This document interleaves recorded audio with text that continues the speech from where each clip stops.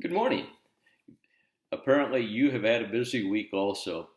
I have had a very full week, and our responses for discussion board as well as assignments is functioning a little slower this week. So you must have had a full week also. That's great. Well, you can see I have begun to make some progress in my office, but there's still more to be done, and that's one of my to-do lists today, as well as a number of other things. As we work on this week, we of course have the chapters in Bachman to read chapters 1, 3, 4, and 7.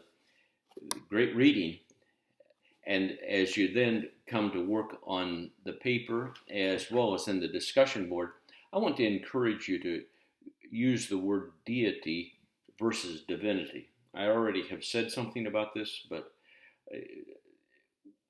when you and I hear certain words, we interpret them one way, but people with a theological difference interpret them very differently. And so the deity means Jesus is God. Divine is what liberals would say Jesus had a little more divine spark than what the rest of us do. And it's vastly different because they are not ready to say Jesus is God.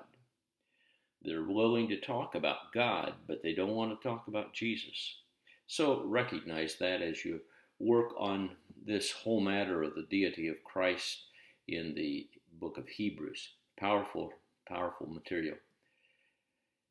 As you continue in your study, this for many of you, it's your last class. I want to just encourage you to continue to feed your own soul. My wife and I have been reading in Psalms, and one of the Psalms that we came across this week as we're reading sequentially through is Psalm 32. How blessed is the person whose sins are forgiven.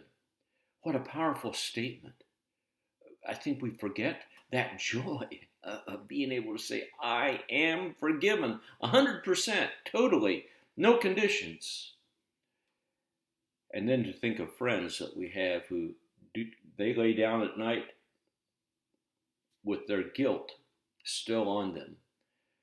They don't know Jesus. They have not accepted him, and they have no comprehension what it means to say forgiven. It's a great day to say to the Lord, thank you for forgiving me. It's a great day to extend his forgiveness through you to those who have hurt you and offended you, even if they don't ask for forgiveness. Jesus forgave us before we ever ask. And to enjoy the freedom. I encourage you to this weekend to share the joy of saying, I am forgiven. For those of you here in the States, have a blessed Memorial Day weekend. And you well know MDL keeps going right on through the holidays, regardless of what is on the holiday calendar.